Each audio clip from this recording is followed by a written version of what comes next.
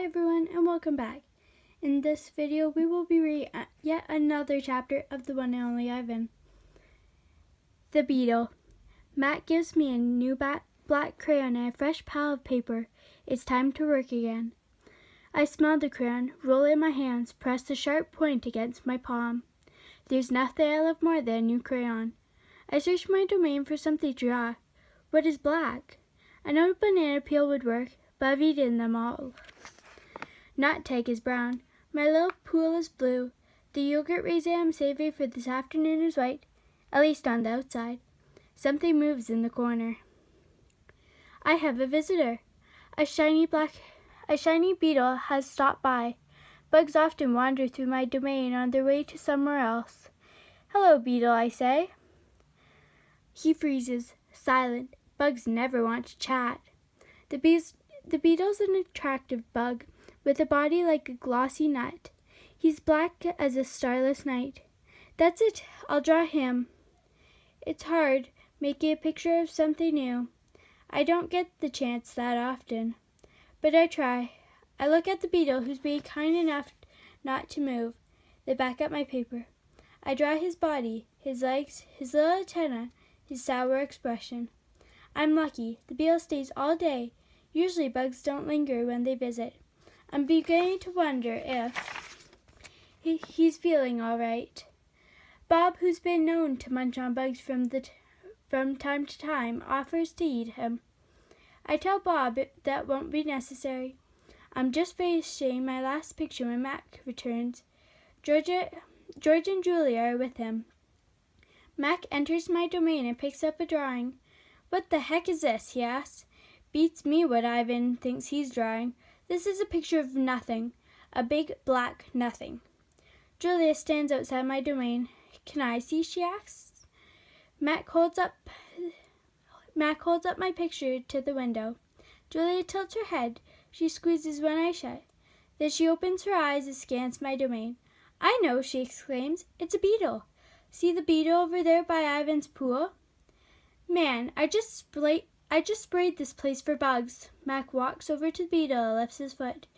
Before Mac can stomp, the beetle skitters away, disappearing through a crack in the wall. Mac turns back to my drawing. So you figure this is a beetle, huh? If you say so, kid. Oh, that's a beetle for sure, Julia says, smiling at me. I know a beetle when I see one. It's nice, I think, having a fellow artist around. Change. Stella's the first to notice a change, but soon we all feel it. A new animal is coming to the Big Top Mall. How do we know this? Because we listen. We watch, and most of all, we sniff the air.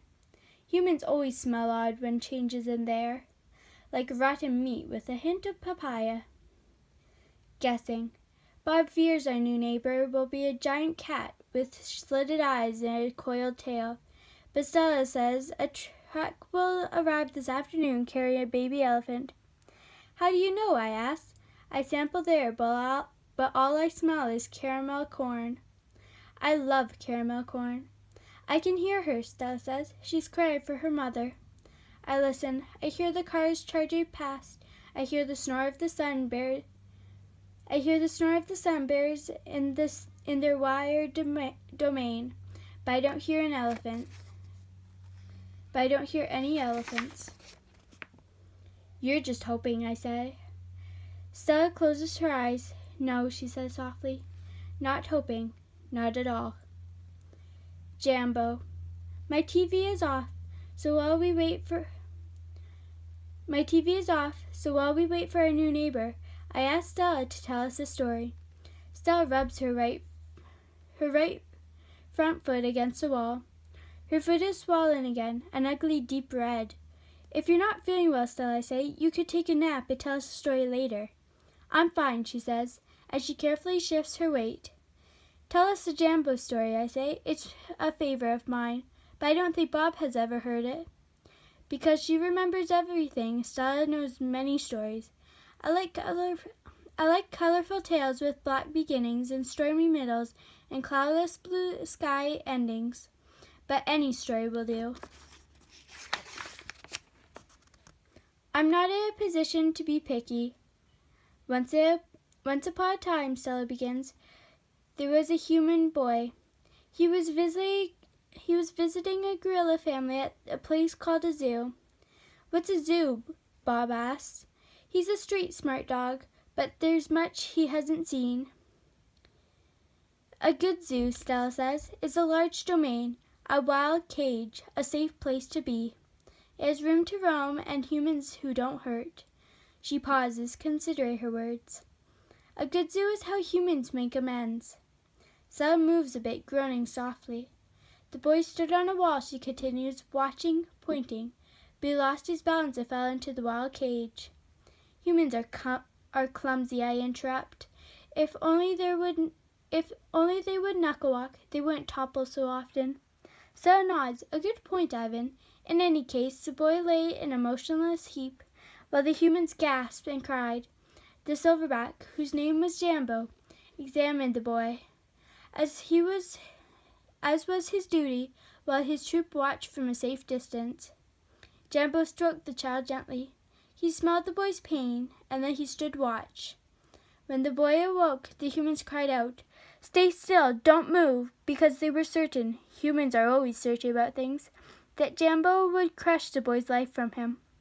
The boy moaned. The crowd waited, hushed, expecting the worst. Jambo led his troop away. Men came down on ropes and whisked the child to waiting arms. Was the boy all right? Bob asked. He wasn't hurt, Stella says. Although I wouldn't be surprised if his parents hugged him many times that night, in between their scoldings. Bob, who habituated his tail, pauses, tilting his head. Is that a true story? I always tell the truth, Stella replies, although I sometimes confuse the facts. Lucky. I've heard the Jambo story many times. Stella says that humans found it odd when the huge silverback didn't kill the boy. Why? I wonder, was that so surprising? The boy was young, scared, alone. He was, after all, just another great ape. Bob nudges me with his cold nose. Ivan, he says, why aren't you and Stella in a zoo? I look at Stella. She looks at me. She smiles sadly with her eyes, just a little, the way only elephants could do. Just a lucky guess, she says.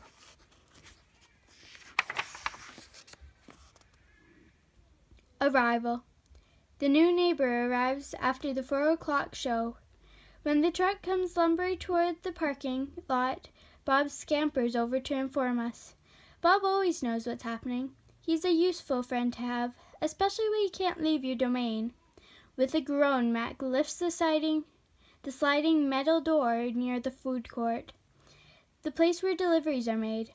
A big white truck is backing up to the door, belching smoke. When the driver opens the truck, I know that Stella is right. A baby elephant is inside. I see her trunk poking out from the blackness. I'm glad for Stella, but when I glance at her, I see she is not glad at all. Stand back, everyone, Mac yells. We've got a new arrival. This is Ruby, folks. 600 pounds of fun to save our sorry butts. This gal is going to sell us some tickets. Mac and 2 men climb into the black cave of the truck. We hear noise, scuffling, a word Mac uses when he's angry. Ruby makes a noise too, like one of the little trumpets they sell at the gift store. Move, Mac says, but there's still no Ruby.